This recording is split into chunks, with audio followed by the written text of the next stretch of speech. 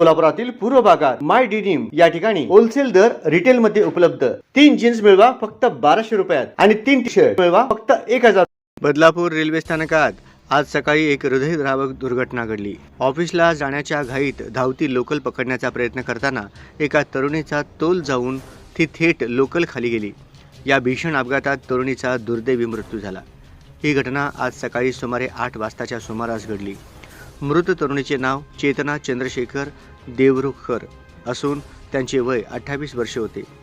चेतनाचा अवघ्या वर्षभरापूर्वी विवाह झाला होता आणि तिच्या संसाराला नुकतीच सुरुवात झाली होती। वेळेवर ऑफिसला पोहोचण्याच्या धावपळीत आणि गर्दीचा अंदाज न आल्याने हा अपघात झाल्याची प्राथमिक माहिती आहे। या घटनेनंतर बदलापूर परिसरात शोककळा पसरली असून नागरिकांमधून हळहळ व्यक्त केली जात आहे। रेल्वे प्रशासन आणि पोलिसांनी घटनास्थळी धाव घेत पंचनामा केला असून पुढील तपास सुरू आहे।